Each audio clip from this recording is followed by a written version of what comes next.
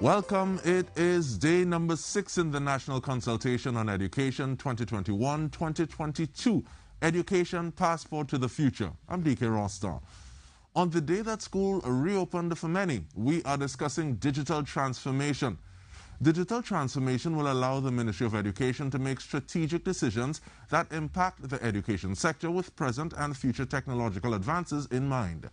The impact of the digital transformation initiatives is profound in that the extensive cost savings realized, along with the efficiencies gained, contribute to the Ministry of Education's commitment to improving public sector service delivery and public sector perception. To discuss this topic, we have Wayne Nakid, a business development professional with over 30 years of experience in the information technology industry. Wayne recently joined the Ministry of Digital Transformation as the Deputy National Chief Digital Officer. We have Corey Belfond, and he stands in a nexus of a variety of technological industry trends: digital transformation, artificial intelligence, and cloud services. He spent the past 14 years leading transformative organization-wide projects in a multitude of industries and is currently helping position the Ministry of Education as a public service delivery champion through innovative technology implementation throughout the education sector. And we have Keith Laban. He is an ICT educator for the past 20 years at Trinity College East, Trinidad and Tobago, an innovator and founder of Startle, the Caribbean's first mixed reality company, where they developed the region's first augmented reality platform. Now, Keith is also a Microsoft Innovative Educator Expert, educational technology specialist, and a teacher trainer for the Ministry of Education, the Commonwealth of Learning, Notemaster International, and UNESCO. Now, before we start though, please remember that your views and inputs matter. Leave your comment or questions on social platforms. Call us live at 622-4010. WhatsApp us at 776-0440. And most importantly, please visit the ministry's website at moe.gov.tt to make your contribution to the consultation. So we start the conversation on digital transformation now, gentlemen. And I want to start from the ground up, and I want to do it with you. I want to start with you, please, Mr. Nakid, in terms of getting an idea of the difference between digitization and digitalization. Okay. So good night to everyone. Digitization is actually the process of moving from paper-based documents and records to a format, a digital format that can be stored on computers, any smart devices, servers. So it's really moving from analog to digital formats. When you look at digitalization, it's really focusing on the processes within your organization with a view of re-engineering those processes to make your organization more efficient. In order for you to be successful in digitalization, you need to have digitization. You must be able to have your records in an online format. So that's the difference between the two. Thank you so much. And Mr. Laban, is there a nuance that is a little different when you look at it from the education sector context? Well, the only nuance you might possibly take into consideration is that the material that you would be digitizing would be more or less educational-based content, educational documents, that kind of stuff. You know, that's the kind of stuff that you would look to digitize, and then the processes in the education system would be maybe different, you know, according to, you know, how the school runs or how the particular ministry runs. You know, it would be, so there would be some differences. All right, and I want to throw it to you now, please, Mr. Belfond. And after that, I want to talk about what would a digitally transformed education system in TNT look like to you? Okay, so good night to the viewing public. Good night, DK. Good night to my fellow panelists. Digitally transformed education sector really begins with a unified identification number that would be assigned to a child. Now, this identification number is really the historical record, or will be the historical record over time, via the ECC level, primary, secondary, and tertiary.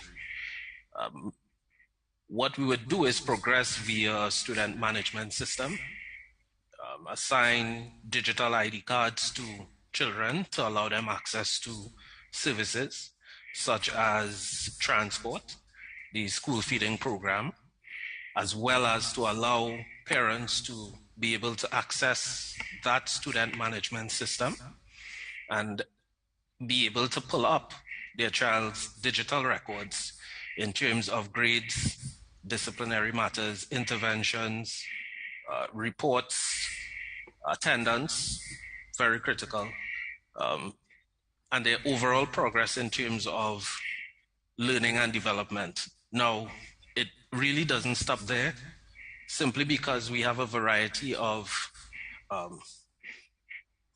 integrated platforms that we can utilize. So we have the LMS, which the Ministry of Education is actively building out and offering to education stakeholders to enable online learning. We also have the SMS, which basically acts as a hub for all student records and school records. And then we have EMIS, which would do the analytical insight as to the collection or dissemination of that school-based information.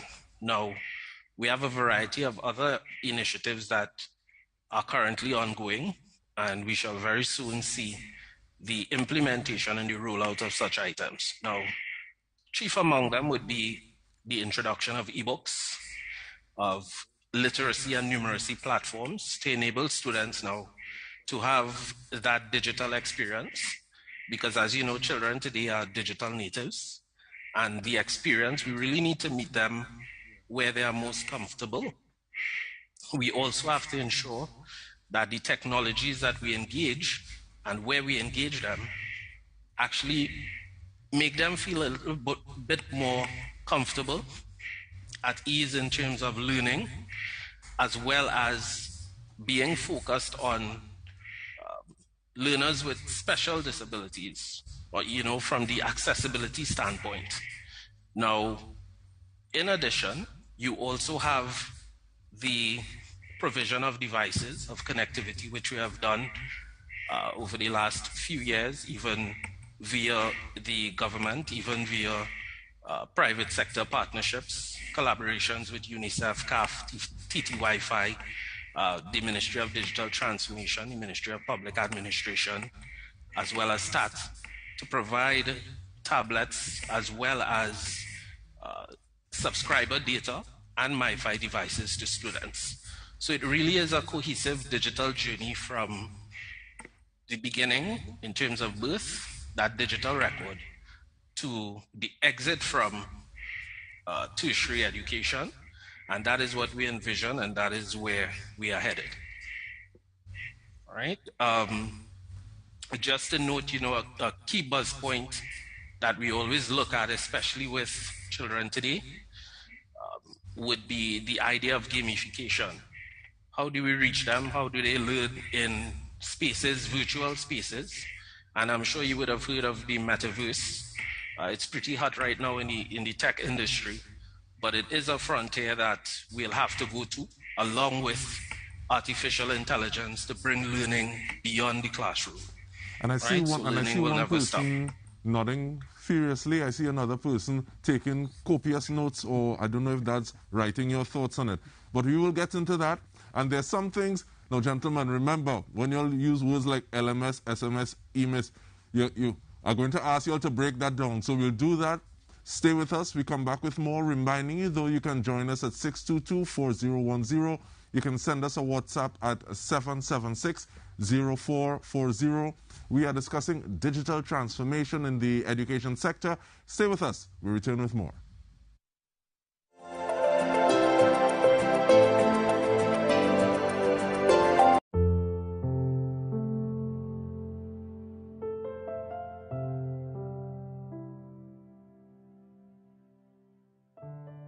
$916 of the nation's primary and secondary school students will start the school year with brand new laptop computers. 15 primary and 15 secondary schools received devices from the Education Ministry, which is doing its part in government's drive towards digital transformation of the public sector. Education Minister Dr. the Honorable Nyan Gatsby-Dolly explains. There were still children that needed their personal device. And so the last count that we did in February of 2021 indicated 35,000 students indicating they did not have their own device. And so the means test was done subsequently. We have had 20,000 responses to the means test. And so it was necessary for the government to procure and provide more devices even after the Adopt a School program. The Education Ministry has ensured not just the purchase of the devices, but that training is available for educators so they can provide a seamless transition from the classroom to cyberspace. Here are a few thoughts from those educators upon receipt of the devices for their charges. I am Denise Edwards Ford, principal of the Chagonas Roman Catholic Primary School. I'm here this morning to collect 52 devices for my students. I am happy to be here to collect these devices because I know it will go a long way in leveling the playing field for those students who are needy. My name is Ralph Peter. I am the principal of Karani Hindu School. This morning I'm very pleased to be collecting 80 laptops for the use of the children at the Karani Hindu School. So I must take the opportunity to thank the Ministry of Education for the provision of these devices. My name is Amin Das Mahaber. I am the acting principal of Agostini Settlement KPA School, Chase Village. Today I received 37 laptops. These devices will become very useful to my students to access tutoring in their classroom. I am Anne-Marie Prasad Singh, Principal, Eldorado West Secondary School. I'm very thrilled this morning for this extraordinary experience of receiving these laptops on behalf of my students, and thanks so much to the Ministry of Education, and I look forward to working with my students to ensure that their education is well intact. My name is Anne Sambrano, and I'm the principal of the Valencia RSC Government Primary School. It's a pleasure to be here this morning to collect 118 laptops for my babies. Thank you very much. From the principal and staff of the Valencia RSC Government Primary. God bless you all. This was a production of the Office of the Prime Minister, Communications.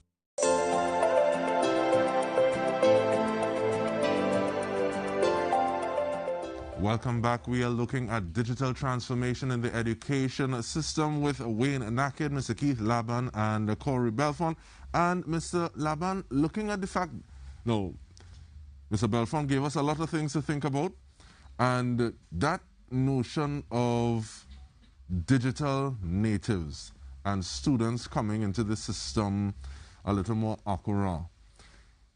Evolving education through e-learning. What are some of those things, possibly pros and cons, that you see when you're dealing with education through e-learning? Because at the start of the pandemic, one of the things was access to devices. Then when access was given, you still needed connectivity. So what are those things that you see from your perspective? Well, these digital natives, you know, they were born into technology. Okay, so you know, like some of us, you know, we could recall a time when computers wasn't really around. You could also recall a time when smartphones weren't very popular, you know, but not so with these digital natives. So they were born into it, you know, they love it. The technology, they just go right into anything to do with technology, you know, they're excited about it. So you could imagine that, okay, all your life that you live and you accustomed using tech and that kind of stuff, and then when you see you reach into the classroom, you're asked to offload everything, you know. So it's just like, so in their view, they will see the classroom as actually a place where, you know, you're not really being progressive, not being innovative, not being exciting, but everything else, you know, when they go home, they could have fun, they could talk to their friends and everything like that, they could collaborate. You know, and that's the direction, you know, e-learning will allow the inclusion of digital devices. So now these digital natives will be a little more, you know, they'll be a little more excited, you know, a little more excited to learn. They will be doing some more, you know, interesting stuff, because depending on the educational strategies that the teachers use, for example, gamification and project-based learning, that kind of stuff, you know, you could really have a different style of learning in general from just the average chalk and talk that they would probably be exposed to in the past. Now, Mr. Laban, you said something and you make me feel so older, because I have never considered the fact that, yes, in and of itself, some students, possibly many, may think of school as being boring. But in terms of thinking of school as being retrograde, taking backward steps, because the classroom is excluding this sort of access to information, to data, is something that I never really thought about. Even though I've often said that I'm very happy that when I was out, according to some people doing the most, the phones weren't smart. But with regard to looking at this evolving education through e-learning, Mr. Naked, I wanted to touch on neurodevelopment of words, the program. What is it? How have you been using it? The neurodevelopment of words is actually a specialized program that was developed by an American, a doctor, Dr. Tim Conway, where he's targeting children with learning disabilities. And it all has to do with the creation of words and images. So in the program that I use, I teach children to start making mental movies.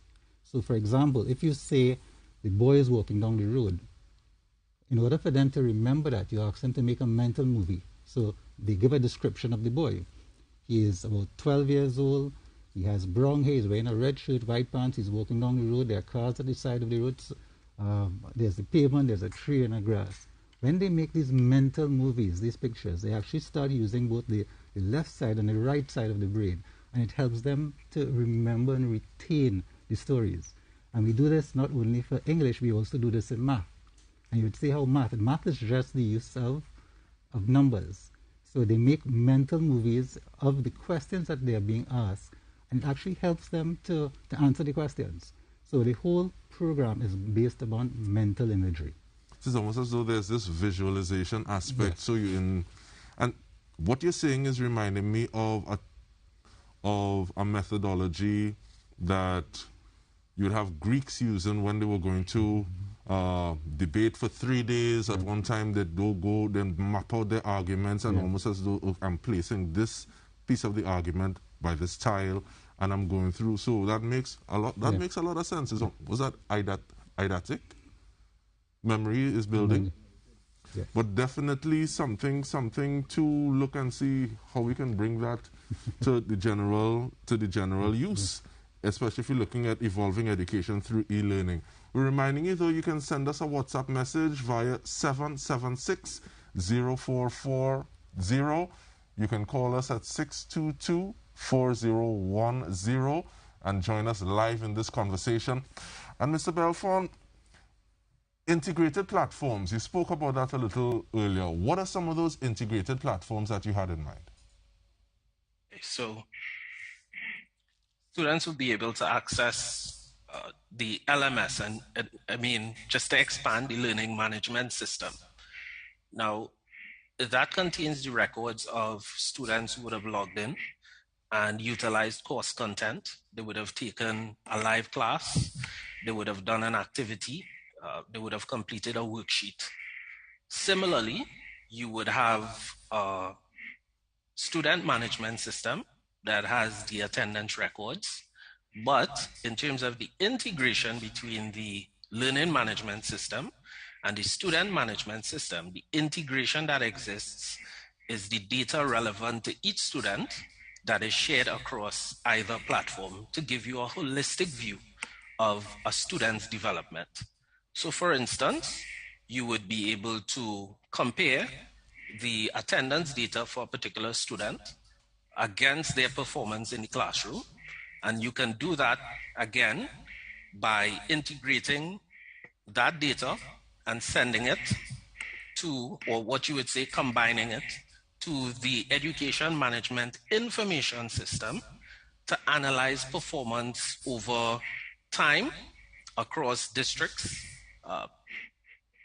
And as well, you can compare by gender as well and age. So it gives you a holistic picture of the data of student performance when you have that sort of integration going on, because these data points are already being collected.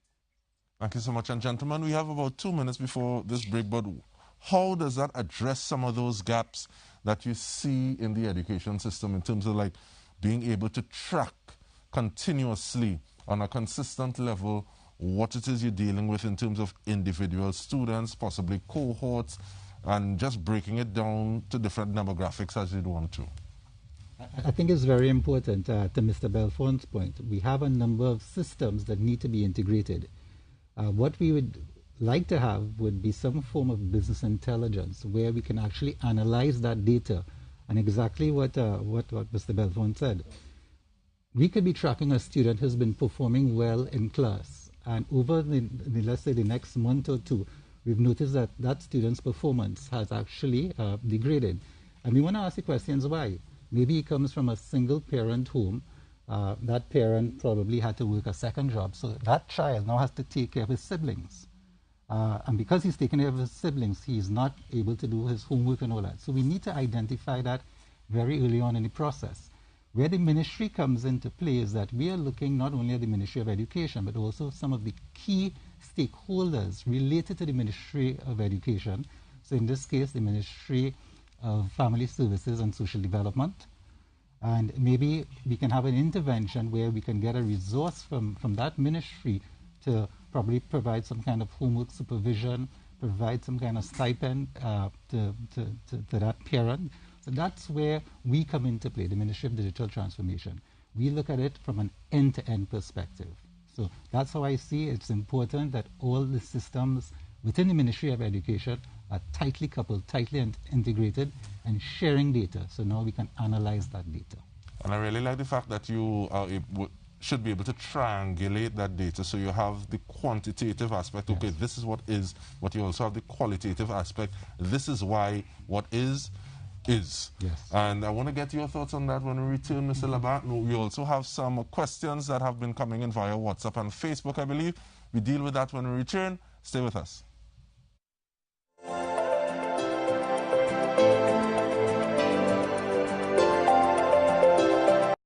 World Book and Copyright Day is observed on April 23rd by the United Nations to highlight the magical powers of books. Here in Trinidad and Tobago, a magical 4-year-old was recognized by the Ministry of Education. My name is Corinne Clark, and I am from Trinidad and Tobago. Corinne presented a magical idea to her mother, Dion Clark, who was enchanted but didn't realize Corinne's power. She came and she said to me that she wanted to write a book.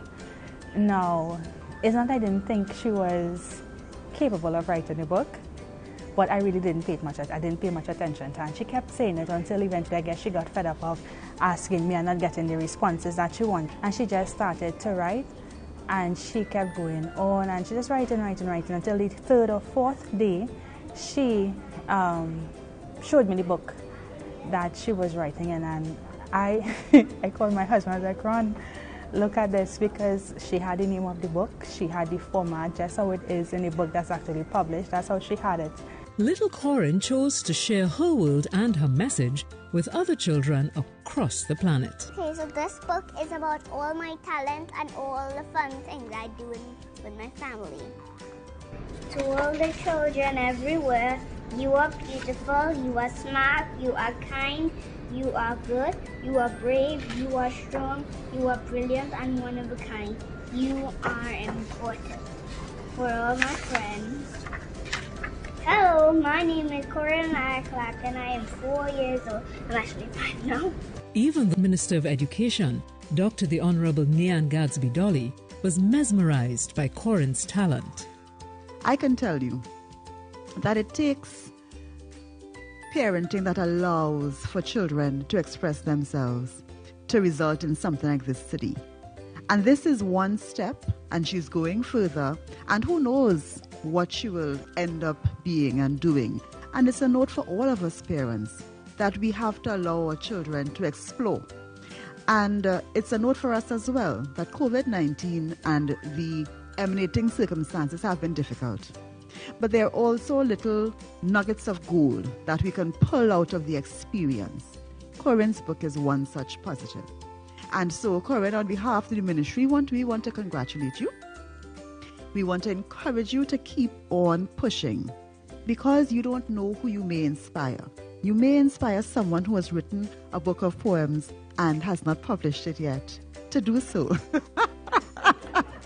And so, Corinne's mummy made a proclamation to all mummies across the land. Really listen to children, pay attention to their interests, because they show us from very early on who they are and who they could be. The Chronicles of Corinne, 7 Days of Fun, a book written by 4-year-old author Corinne Anaya Clark, is available at bookstores across the nation. This was a production of the Office of the Prime Minister, Communications.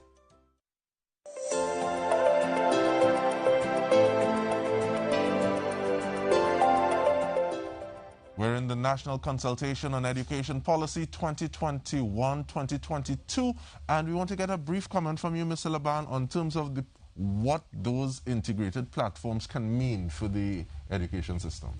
Well, they definitely will be able to aid with the transformation because, for example, our learning management system. When the pandemic started, teachers, they attempted to use the learning management system. All right, and many of them got disconcerted, and they end up leaving the ministry's learning management system, and they went on to stuff like Google Classroom, Edmodo, Teams, platforms that they thought were a little more user friendly, gave them the ability to put content as they liked and so forth. So the platforms that will be rolled out, that should be rolled out, you need to seriously consult all the stakeholders for sure, because you need to have buy-in by especially the teachers and the students, because if in case they don't want to use it, they will just go and use their own platform, but it will surely be able to aid. For example, a learning management system allows you to disseminate content, administer assessments, keep a track of grades and all that kind of stuff. It could even integrate having the like a Zoom, live video conferencing and all that in the classroom. So a learning management system allows for that. All right, and Mr. Belfon, I don't know if you kicked an ant's nest or you led us a logical question, because we have a question from Facebook getting on to following the point of the stakeholder engagement, Mr. Laban. What measures will be implemented to reduce the risk of identity theft of students when they are assigned the code? Mr. Belfon? Okay, thanks, DK. So, at the Ministry of Education, we take security very seriously. Identity theft, along with all the other elements of phishing, malware, and so on and so forth, represent a very present danger to online and digital records. So with all of the solutions that we develop, security is at the core of how we treat data. Data is always encrypted, always at rest. We also utilize advanced systems. Of course, I can't detail because that would defeat the purpose of security in essence. But we are treating and have treated with all factors. Security is an evolving field, however. And you would find that every day there are new and emerging threats. So our development, our skills, our learning goes hand in hand with these emerging threats. We have developed roadmaps in terms of security and how to address. Of course, all of these things are actually done and will be done in collaboration with the Ministry of Digital Transformation, as well as CSIRT, which is the cybersecurity unit. And basically that allows us to rapidly respond to any threats that we might face, to prohibit any such identity theft or any breach of any data or anything of the sort. But you can rest assured that security is our #1 priority. Thank you so much for that. And we have a WhatsApp contribution. Is this the start of the end of heavy book bags moving forward into digital transformation? What's your take on that, Mr. Nakid? In fact, I look forward to that day, really and truly. We are really moving into the era where we are looking at e-books and e-resources. So there really is no reason why any child today should be toting a bag that's full of 20, 30 books. I feel sorry for I only have girls. I feel sorry for them. But definitely that's the way that we're heading. It's amazing to see children doing their work on a smartphone. I have a challenge with that. But that's where we are moving to in this day and age. All of the manuals, all of the books, textbooks, everything is online and can be found online. Exercises are all being done online. So hopefully in the very near future, I can see that we'll be moving away from the heavy book bags. And it's funny how different people address the same topic differently, in the sense that there has been research looking at curvature of spines and stuff because of the heavy book bag holding it in one position. I remember Paul Keynes Douglas was saying that one of the reasons that there was such physical conflict between students and teachers is because the children working out of the book bags and then wanting to beat the teachers. But we have a WhatsApp contribution. What mechanisms and resources are required to develop, implement, and sustain an educational management information system? Mr. Laban, I wanted to take a crack at that. Thanks. Well, the system, that's a very in-depth question there, but I'll try it. So it's, you need to have, generally, you need to have a proper hosting. Okay, so normally you have a system, for example, a LMS or EMIS, Educational Management Information System. And you would need to have a proper web host, you know, for example, Amazon Web Services or whatever you might be, DigitalOcean.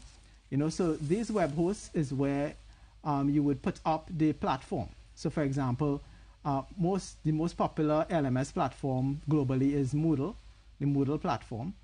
So, you know, you would need to have a platform, a host to install the servers and all the technologies and to secure it.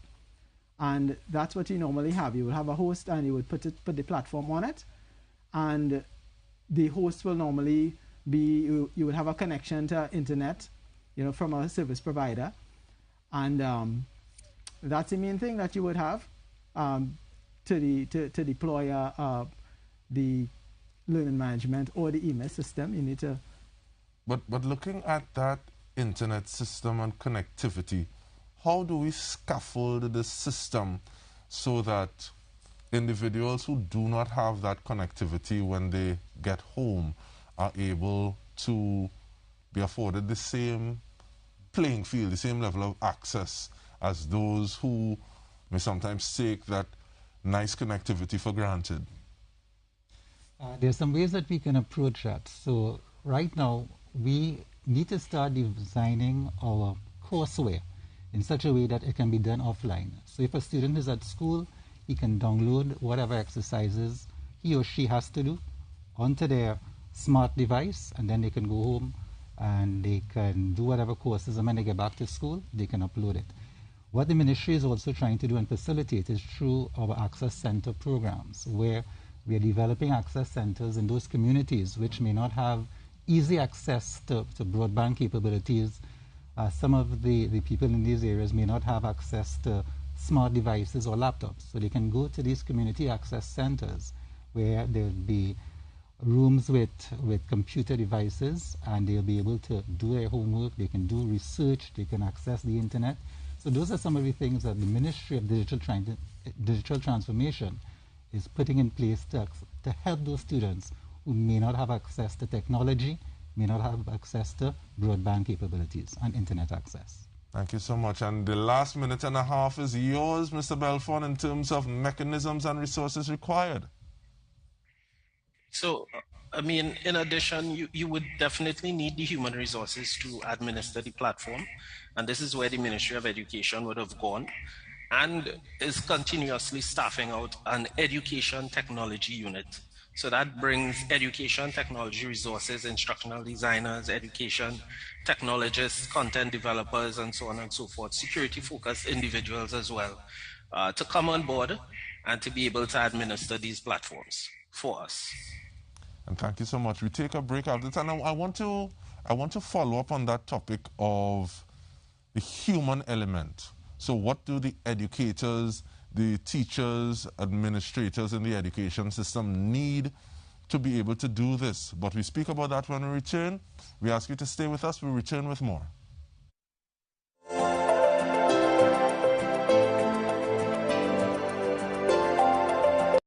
Our world has changed, and with every day, our children's future takes on a different shape. How do we prepare them for a future that is uncertain? One where their education, in whatever form it takes, is their only passport for the future. This is the focus of the National Education Policy for the period 2022 to 2027. We all have a stake in our children's tomorrow, so we must all have a voice today. The Ministry of Education began this conversation with the nation in November 2020, when we said it takes a village. We listened to you, the members of the village, and drafted 8 areas of focus for education for the next 5 years.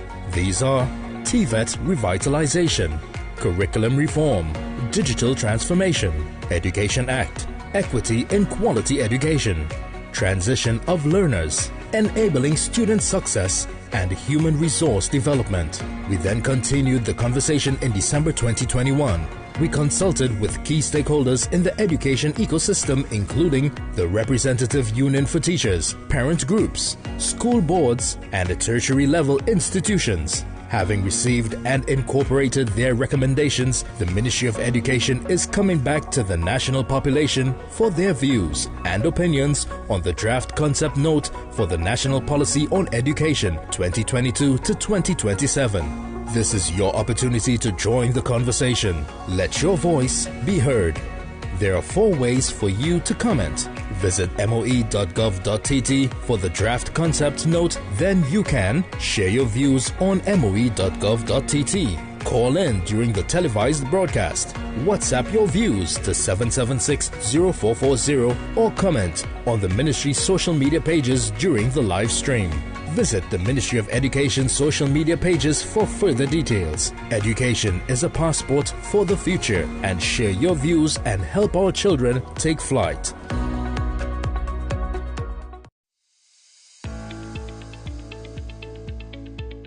Do you understand the realities of our education system as it stands today? Do you know what our focus should be to prepare our children to successfully contribute to our nation's development? This is the focus of the National Education Policy for the period 2022 to 2027. The Ministry of Education began this conversation with you in November 2020.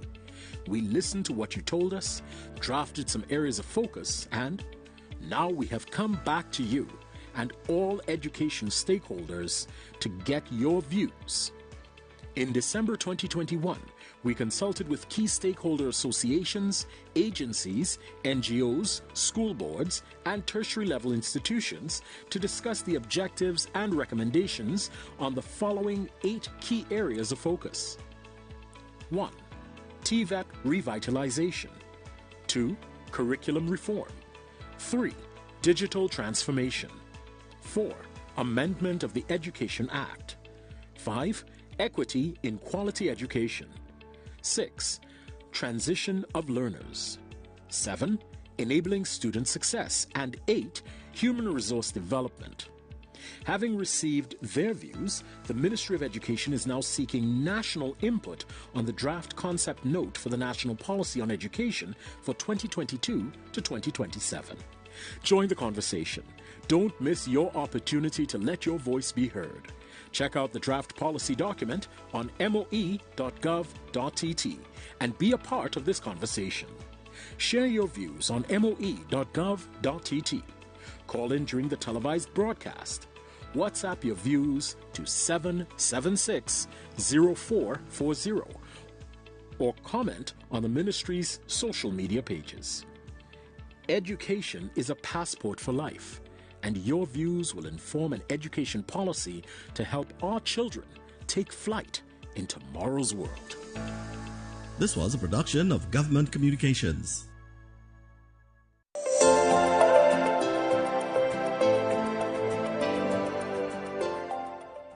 Welcome back. We are discussing digital transformation with Mr. Keith Laban, ICT educator, Wayne Naked, Deputy National Chief Digital Officer, and Mr. Corey Belfont, Manager ICT, the Ministry of Education. And Mr. Corey, the way that you're answering those questions, smooth. You're easy candidate to throw this one too. We have a WhatsApp question. Well, it's two parts. We'll send the first one to you.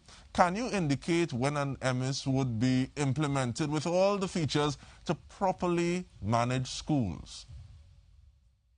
Okay, so that, you know, in terms of addressing that question or that query, I think it's best to always look at things by referring to an old adage. You know, slow and steady wins the race. So we are making significant progress in terms of bringing such a platform to life. However, in terms of the meticulous nature of handling student data security, as well as quality assurance, and of course with the oversight of the Honorable Ministers of Education and the executive team at the Ministry of Education, you know, we are committed to ensuring that such a platform is definitely implemented within the near future. Can't rattle this man at all, boy. But the second part of that question, also will stakeholders be consulted before implementing such systems? So definitely, and I think as you've seen, even before and throughout the pandemic, and you know, in terms of the approach the Ministry of Education has taken, we have always met with all of the relevant stakeholders, whether it be NAPSCA, tutor, any denominational boards, you know, just to garner input and take those ideas on board, implement it in terms of how our approach is. And this is a sign of the dynamic leadership at the Ministry of Education. All right, so it really takes a village in terms of transforming or digitally transforming education.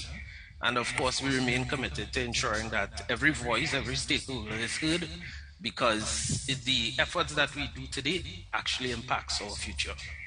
Thank you so much. And we'd like to think that there is a bit of consultation happening now in terms of engaging and reminding you to do that. You can give us a call live at 622-4010. You can send a WhatsApp message to 766-0440. But as always, we implore that you go onto the Ministry of Education's website at moe.gov.tt to put your suggestions, your questions, your queries down in black and white. Let your voice be heard. Gentlemen, I want to go back to the human element, which is something that you would have touched on just before the last break. Because sometimes it seems as though, yes, you're putting in platforms, and the platforms in and of itself, they're logical and they should work.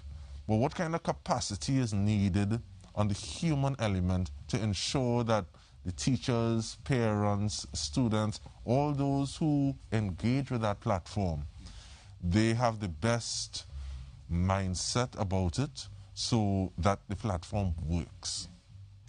There can be no digital transformation without that human element. So the technology is the easy part. We look at the processes to either re-engineer the existing processes, get rid of some of those processes and bring in new ones.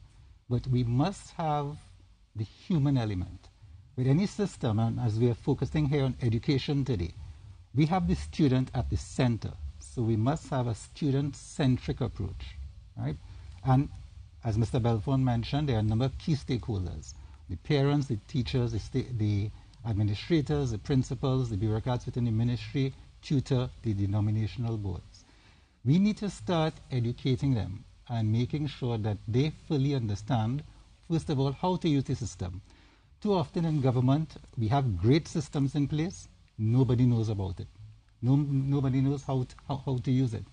So with all of these systems that the ministry has today, we need to ensure that there's an effective communications plan that is effectively communicated to all of those key stakeholders.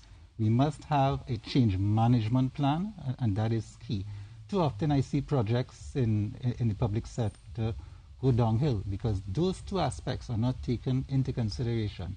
We must have well-educated people, the people who are administrating the system, who are building these systems, who are managing these systems.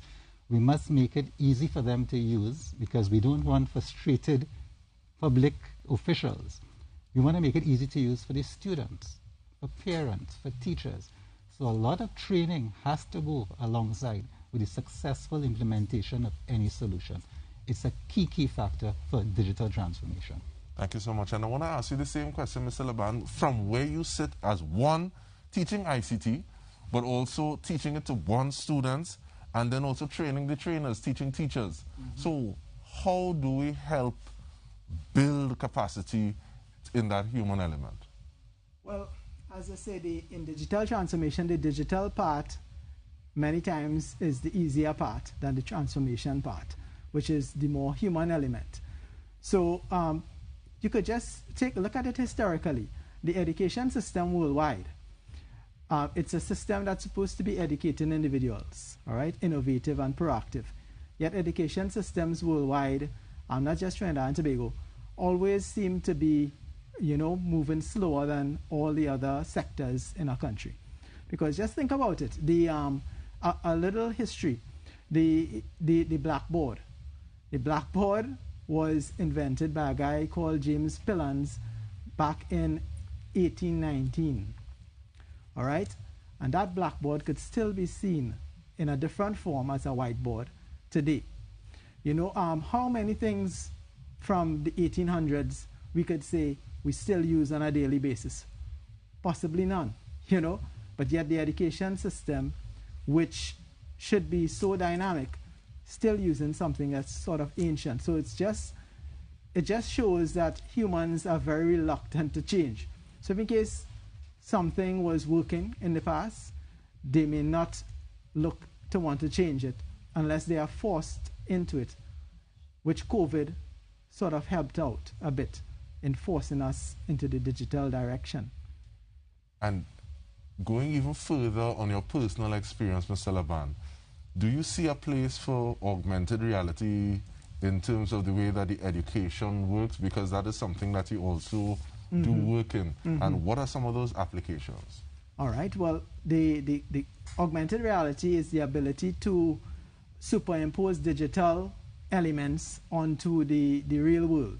So whether you use a smartphone and you hold up the smartphone and use the camera to look in a room or something like that, or right now a lot of companies are developing augmented reality headsets, and Apple is touted to possibly come out with their glasses soon. Was supposed to be this year, but might be next year. So with that on, you could have it, or whether even if you use a phone, you could bring, for example, say a student is learning about geography and about volcanoes. You could have the volcano in the classroom. It allows you to have virtual field trips. In fact, virtual field trips is one area I presented on for one of the Microsoft forums, how to bring the field trip to the classroom. So you'd have to go out and fill out forms and get permission from parents and pay to go wherever. It could actually bring a volcano to your class. It could bring the African savannas to your savanna in school. And it brings in another element of learning that was not available before, where you could observe some form of 3D element right in your own space. And bring it down here, are some of those filters where you see people with halos and whiskers, is that part of the augmented reality? That's a form of augmented reality using facial recognition. Okay, and I see Mr. Belfont smiling. But just before I get your take on it, we have our Facebook question. Is the Ministry of Education moving toward hybrid learning? So your take on augmented reality as well, Mr. Belfont. And because I see you enjoy transformative projects that look at those projects in a holistic sort of way, which is part of the reason I guess you're talking about integrated platforms and building things out even further than the education system to make sure that the education system is a little more efficient. Okay. Augmented reality has a number of useful applications, as my fellow panelists would have pointed out. And it really speaks, again, to meeting our digital natives where they're most comfortable. Most of these applications could actually be used on a smartphone, eschewing the need for a headset. You can also have these overlays used to teach the practical application of mathematics, physics, chemistry, and delve deep into biology and other forms of science. So it's a very real application that can be utilized, again, going past the site visits or even having a field trip or anything of the sort, but very real, tangible learning. And the experience is one that is interactive. So when we speak about different forms or a variety or approaches to learning, because not everyone learns the same way, what we're doing is varying the approach to ensure that we capture the imagination of the next generation of learners, to ensure that they have the best experience that they can possibly get, that matches their expectation of what they believe learning should be like and what it should feel like. And in terms of matching that experience of their expectations, how do we also capture the information saying, well, these are some of my expectations, as opposed to just saying, okay, well, you have shown competence in this level of work that we've been trying to teach you. Saying, okay, well, these are some of the things that you're interested in. So we can tweak the way that education happens so it becomes more personal, as Mr. Naked and Mr. Laban have saying, you're making sure that you value the human element and cater to it a little more so that education remains something that is not taboo and it is not something to be thrown down as soon as you say, okay, well, you've left school, so you no longer need to, but it's something that becomes lifelong. And you always look for those opportunities in different forms to learn, to become more knowledgeable of something. It's so great. When you look at the monitoring of performance in virtual worlds, or even utilizing augmented reality or different forms of testing, for example, e-testing, what you're really looking at is the evaluation of a student against a defined standard. And I could give you a practical example utilizing Minecraft for education, which is developed by Microsoft. So you can go in and you can have this experience, and students would be able to learn a complete lesson, but it would also be able to grade them in that virtual world as having met a particular standard, and give them that feedback, that immediate and real-time feedback in terms of how they did and where it is they can improve. So it isn't what you may say a temporary solution or halfway baked solution, but rather it is holistic in terms of getting them to have that experience. They would have fun via the gamification and accessing awards and tokens, but at the same time they would get very real feedback in terms of their learning something and how best to approach it on a second try if that is the case. Thank you so much. What are your thoughts on that, Mr. Naked?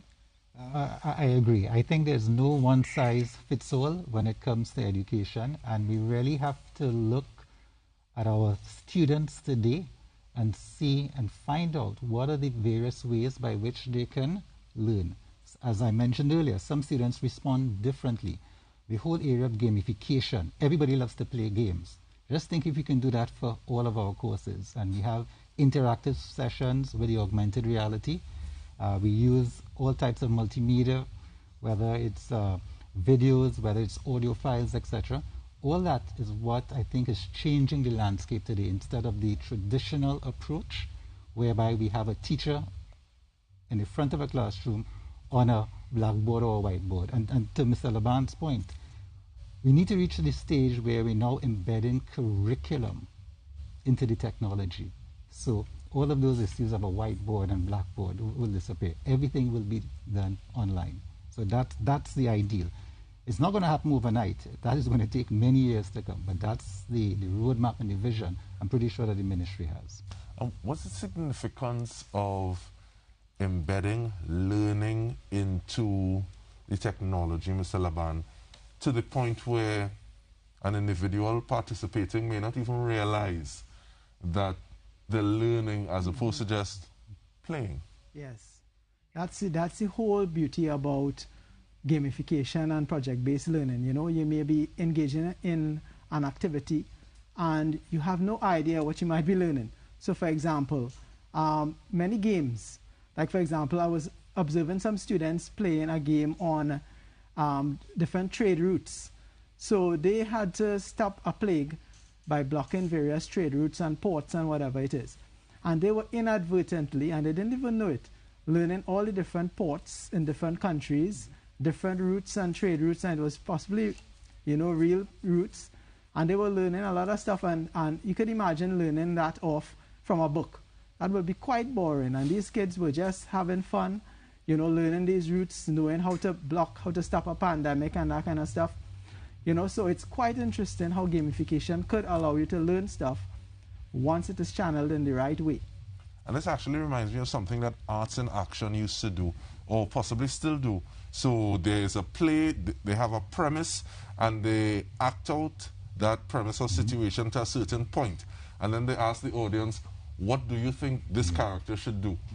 And upon the suggestion, they acted like that, and then you see what the result is. But we have a question from Facebook, and I think it articulates a question that I was trying to ask even better. What is the level of involvement for learners and educators in the redesign of systems and educational products? Gentlemen, who's going to take that one?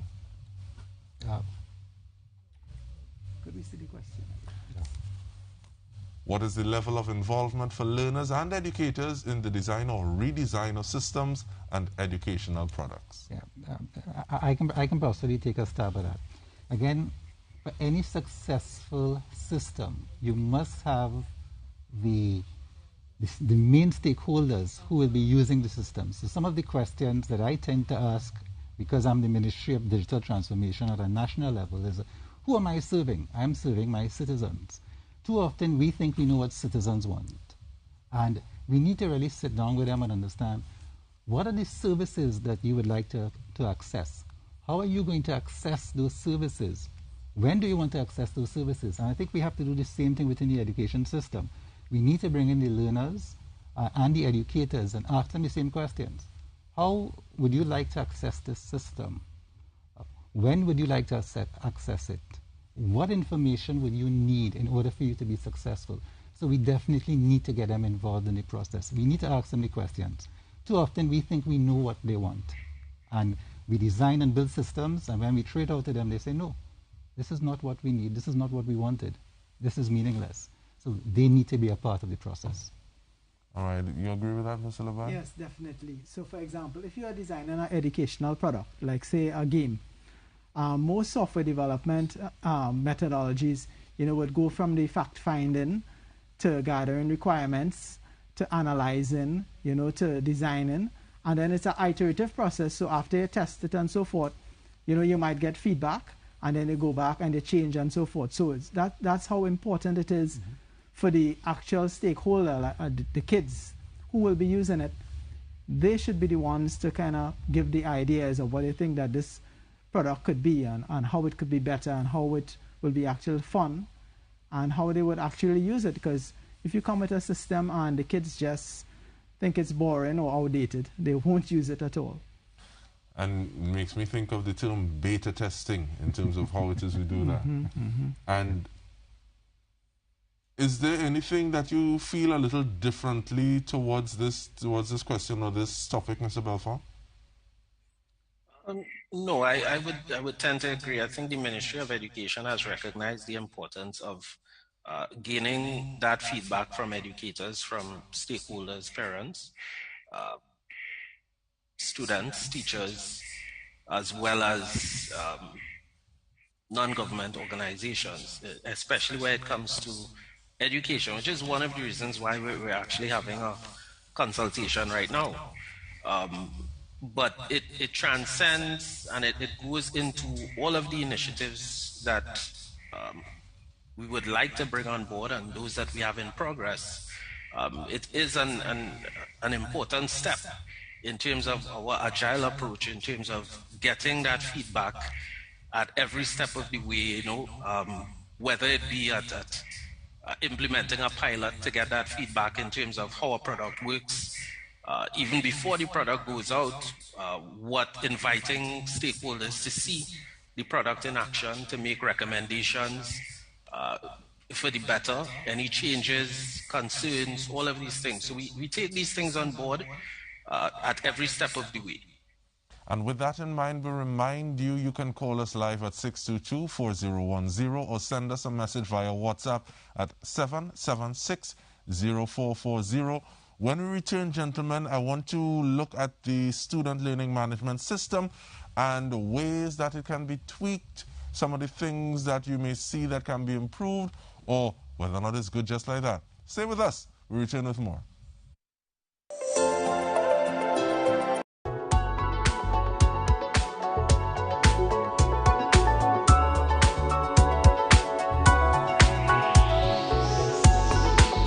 In May 2021, Education District Health Services Units, or EDHSU, were established, staffed with an education house officer supported by registered nurses in each of the 7 districts in Trinidad. The EDHSU has been a critical element in the return to face-to-face school, as they are the liaison between the school and the county medical officers of the Ministry of Health, managing any suspected or confirmed cases of COVID-19 on a school compound. As part of the unit's mandate, detailed guidelines and standard operating procedures have been developed to safely manage any suspected or confirmed COVID-19 cases. These include the installation of additional sinks, the provision of antibacterial soap, a stock of masks in the event of loss or damage, disposable gloves, and cleaning supplies. With the return to in-person classes, the Ministry of Education implemented several layers of measures to aid in the adherence to health protocols and the protection of students, teachers, non-teaching staff and visitors while on the school's compound. A comprehensive guideline for the reopening of school was developed in collaboration with education stakeholders. It provides procedures for administrators for the safe operation in school, including spacing of desks, in classes with seating manifests, and signage in administrative areas. Thermal scanners were procured by the ministry for installation in every public, ECCE center, serval, primary, secondary, and special needs school. Everyone entering a school's compound is subject to temperature checks, sanitizing, and recording of contact information. This measure is a critical element of the health protocols and is supported by the school's security and the health and safety staff. Detailed COVID-19 response protocols have been implemented at all schools. The school is sanitized and the contact tracing process begins. Students are excited to be back in school and have longed to catch up with their friends after 2 years of being apart. The objective of the Ministry of Education is the eventual safe return of all of our nation's children to school. Everyone has a role to play in ensuring the safety and security and success of these students. Teachers, administrators, students, parents, our cleaners, cafeteria staff, taxi and maxi drivers. We all have a role to play in the protecting of our children and getting them back to the education they deserve. Let's get it done. This was a production of Government Communications.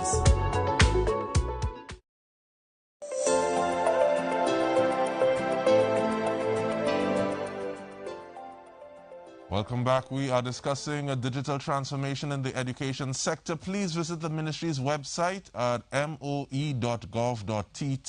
to make your contribution to this consultation. More rapidly, for this evening's purposes, you can send us a WhatsApp at 776-0440 or call us live at 622-4010. Gentlemen, looking at the issue of the education management information system, looking at the fact that the student learning management system, what are some of the things that can be done to say, okay, we build on this base, but take it forward? What are some of those factors we need to look at? Well, I was part of the ministerial committee to review the SLMS about a year ago, and we came up with recommendations. You know, we did surveys. We sent out surveys to schools and to teachers, students, and all that. So we got some feedback. Some of the feedback that we got was you know, the content was limited on the platform. You know, more content was needed, more relevant content was needed for all the different year groups. For example, Form 1s to 5. Some teachers and students complain that the UX, which is the user experience and the user interface, you know, wasn't very user friendly and wasn't very encouraging. You know, they thought it was a little boring. Some complained about the no analytics was available to see, you know, who logged on what particular time. Also, so all of that, you know, you could build up. You know, we have a base on it. Teachers initially started to use it, as I said, but you know, they realized that they could have gotten more done using their Google Classroom or Teams, something like that. You know, but definitely one of the major complaints was that they could not, the vetting process for the content was taking too long. You know, someone in the ministry had to look at, make sure it was all right, and it may take weeks, and it would not have gotten approved. So then they could not send it to their class, and they could not set up their own classes, which is something you could do on a Google Classroom, classroom management system. So those features, you know, when we went through with the committee, we came up with all those recommendations and we presented them. So I guess they will be using that to improve the SLMS in the near future. All right, and when you speak about UX as in user experience, UI, user interface, is that different from saying, okay, well, it's intuitive? Both UX and UI will make a system intuitive and will make a user want to use it. It will be easy to use and quite user-friendly. Okay, I'm asking if to read and spell for me. I'm not ashamed to do it. Listen, that kid. At the end of the day, it's all about improving student outcomes, right? By enhancing what I would say instructional and institutional effectiveness. Now, what does that mean? We want to enable an integrated, personalized learning and operational environment that is informed by data, analytics, and insights to make educators and administrators more effective. If we can marry that instructional effectiveness with institutional effectiveness, we're going to get improved student outcomes. Mr. Laban talked about analytics. We need to start using the analytics to mill through all of this data that's in those systems, the SLMS, the EMIS systems. We need to start analyzing that data to look for trends so that any teacher administrator will have a dashboard and can look at all of these students. We want to use predictive analytics, and what I mean by that, we want to have looking at the future. We want to be able to identify students who are at risk for an early warning system that will provide insights to risk factors and possible interventions. So I think the use of business intelligence and analytics tools, predictive analytics tools, will greatly enhance the systems that are currently in place today. They can pull data from the various systems if they're integrated, and it will provide a platform for teachers and administrators to have a view of our students and personalize their learnings and identify students who are at risk. That's what I'd like to see an enhancement to. All right, no, but there's a saying though, too much of one thing is good for nothing, and we had the question of the pros and cons of e-testing at the ECCE, primary, secondary, and post-secondary levels of education, especially since one of the conversations that we've had is how much screen time should an individual have, and that varies with different levels. But I also think there was a question that came in, how do we find a balance for our students while navigating this re-engineering, this move towards digital transformation? And I leave that and let it marinate for a second. And we also have a question: how is healthy social development and engagement for the growing psyche being catered to in the midst of the digital frontier? And that ties into the second part: what are the steps towards balance for young students? Now, dealing with young students, Mr. Laban, what are some of your views on that? Well, definitely. You would notice that there are a lot of different schools of thought between, which age, what age groups should be exposed to digital technologies at what age group and so forth. So, for example, there's the concept of neuroplasticity, where your brain neurons will change and so forth according to what you are exposed to. So, if in case you ever notice that young students, digital natives, when they're on their tablet, they may be transfixed. But yet you take away the tablet and they may be hopping around the place, right? So many educators and medical personnel, they realize through research that this could actually be a form of ADHD, which developed by exposure to the digital device. Because a digital device and looking at paper is two different things. A screen flickers at about 75 hertz or so. So it's flashing on and off. If you put it in front of a stroboscope, you'll see it blinking. A piece of paper is fixed. So by exposing a young mind to a flickering screen at such a fast rate, their mind, learns to deal with that kind of fast rate of intense input into their brain. So when it's time now to look at paper and look at a book, they would find that boring because it's not stimulating their brain as much. So all of these things need to be considered, with the appropriate medical personnel and all that, before deciding on the age group that should be exposed to mainstream digital technologies.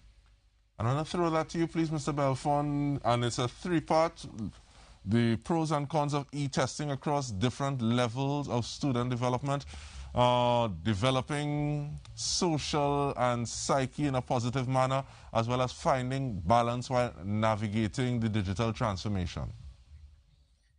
Okay, sure. So when you look at e-testing is a critical step, and it is part of our digital ecosystem as we move forward. It is necessary in terms of introduction of real-time results for examinations, and it can be delivered in a variety of modalities.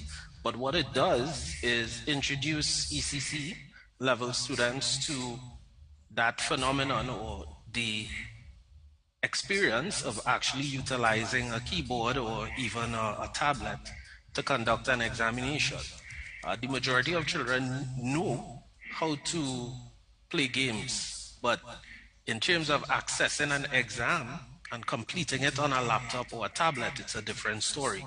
So in terms of outreach that the Ministry of Education has embarked on and is continuously doing is really looking at student development via touch typing programs, etc., as well as teacher development in terms of the introduction of e-testing. What this does is makes the examinations more secure. It's private. We can track learner progress from ECC, primary, secondary, and up. To look at their progress, we could even define any strategic recommendations to improve their performance over time. All right, so as we see them go in and do the online examination, we can trend their performance and run some analytics as to whether or not there are specific areas that we need to target, both in the curriculum as well as in terms of their performance. When you look at, and to jump, when you look at balance, when you look at the psyche of children today, you can really look and say, hey, listen, maybe we need to relook the longer classroom times. Maybe we need to look at a shortened period of time in terms of access to screen time or learning that involves a screen or a device.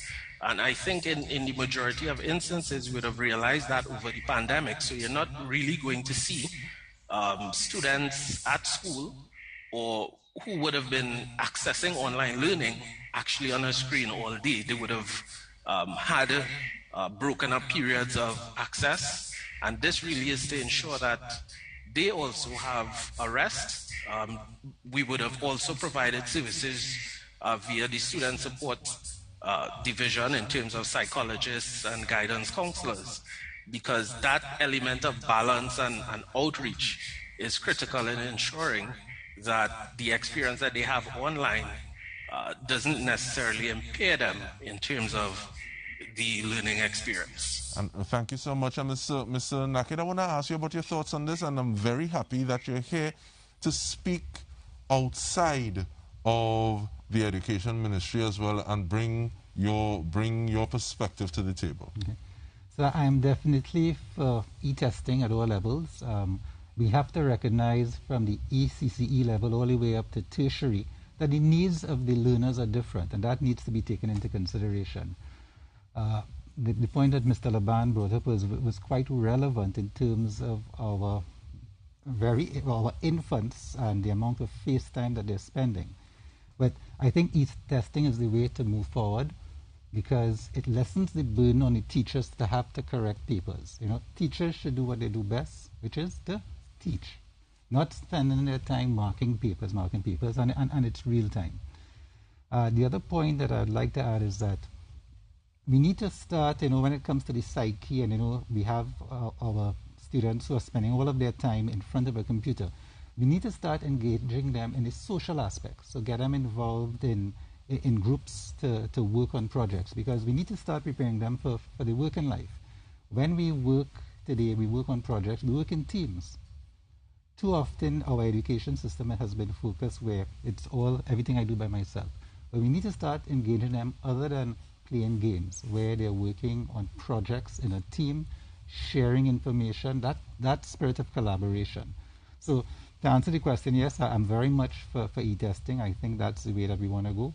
I know there were some questions brought up with regards to security and privacy, and I'm pretty sure that the ministry has that, as Mr. Belfort said. It is a priority moving forward. It's also something that we would be looking at in the Ministry of Digital Transformation.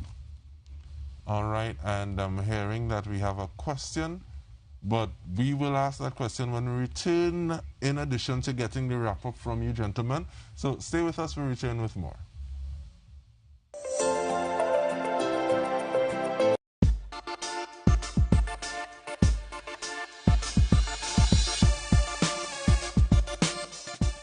The government of the Republic of Trinidad and Tobago has made a $50 million investment in the nation's future.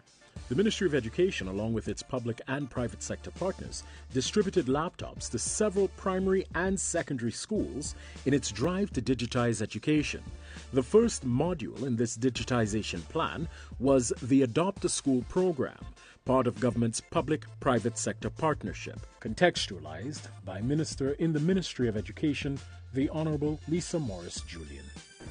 11 months ago, Minister Dr. Dolly and I walked into the ministry and she made magic happen.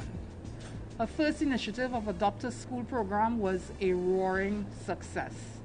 And now I'm very pleased to welcome our colleague, Minister Alison West, as we take part in the digitization of not just the ministry, but every single school in the country with government support. The future is now, and I'm pleased to be part of this program. Senator the Honorable Alison West, Minister of Public Administration and Digital Transformation, explained their role. There are all sorts of opportunities that this movement into the digital world allows us. The Ministry of Public Admin and its agencies, the Telecommunications Authority of Trinidad and Tobago and iGovTT, are committed to working with the ministry to ensure that the schools, the children and the teachers maximize this opportunity. Education Minister Dr. the Honorable Nyan Gatsby-Dolly. This act by our corporate sponsors and what's happening today brings our students and our focus clearly before the country.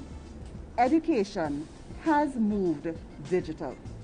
We have had to do this from March 2020, and in that mode, it was emergency mode because we had to close schools to prevent the spread of the virus, and we knew that we had children facing examinations, and the only way we could connect with them was in the virtual world.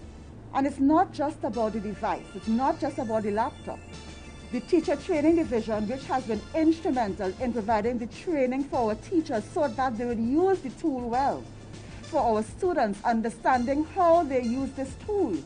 When we speak about the optimization of our school learning management system, when we speak about the procurement of ebooks, when we speak about dealing with the learning loss in math and grammar through the provision of a service online, when we speak about digitizing all of our school records, we speak about that not in the far distance, we speak about it now.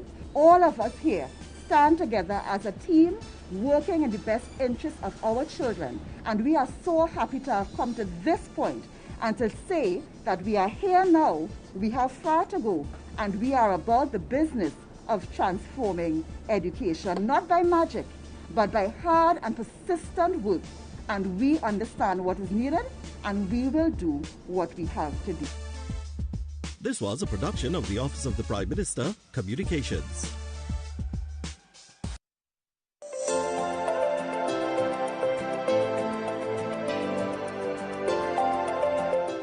Welcome back. We have 7 minutes to wrap up everything. So, but we still want to squeeze in that WhatsApp question.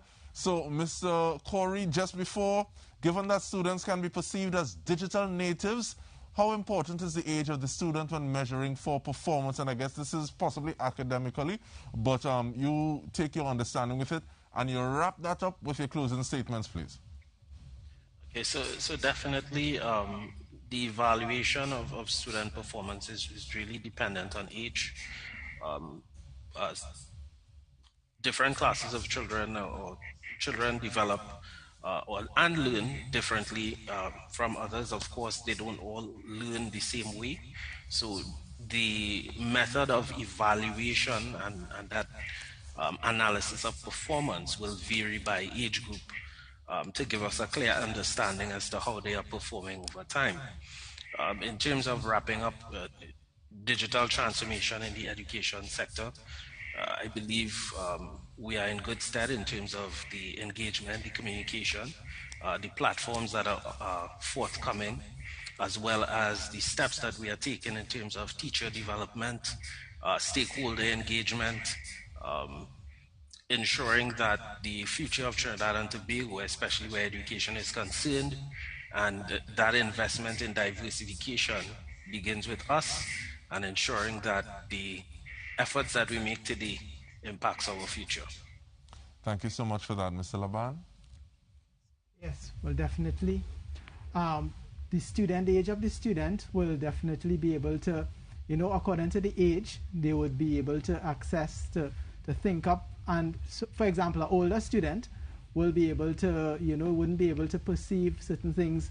A younger one will be able to interact with us with, you say, a game much more efficiently than an older student. So you would surely need to consider the age of the student with respect to the various platforms. And in terms of your closing statements on looking at digital transformation in the education system. All right. I think that the ministry got a lot of good ideas, to transform it from the digitization, the creation of the ebooks, to the different platforms and all that. But we have to also consider that COVID sort of pushed us in the direction of a digital transformation as an emergency measure. And as schools go back out and all that now, we have to be very careful that the measures that are enforced on the schools right now don't reverse everything that COVID possibly had taught us. Definitely, in terms of taking those lessons and being a little proactive with them so that we keep the gains as opposed to just going back to square one. Mr. Naked. Yeah, I'd just like to end by giving a definition that we use in the Ministry for Digital Transformation. It's a new way to address the end-to-end consumption and delivery of goods and services to customers using digital technologies.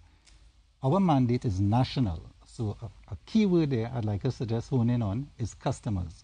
Who are our customers? The customers are you and I, the citizens of Trinidad and Tobago. We want to fundamentally change the citizens' service, the experience with public services, and also to change their culture. I want to apply that to the Ministry of Education. Who are the customers? The customers are the students. We want to fundamentally change the experience and their culture. So I just wanted to end there on that. Fundamentally changing the experience and the culture, re-engineering the system so that it both takes us forward with the technology that is available, seeing that the blackboard was 18 when? 1801. 1801, but at the same time looking at the human element and valuing it as the most crucial and integral aspect of the entire equation, because there are things that are possible sometimes when you don't have that technology, but you have that human element working towards a common good. But Mr. Naked, Wayne Naked, Corey Belfort, Keith Laban, we want to thank you so much for discussing digital transformation. We also want to thank you for tuning in to Education Passport to the Future. We continue next, as in tomorrow, with Transition of Learners. I'm DK Roster. Thank you for joining us. Join us then.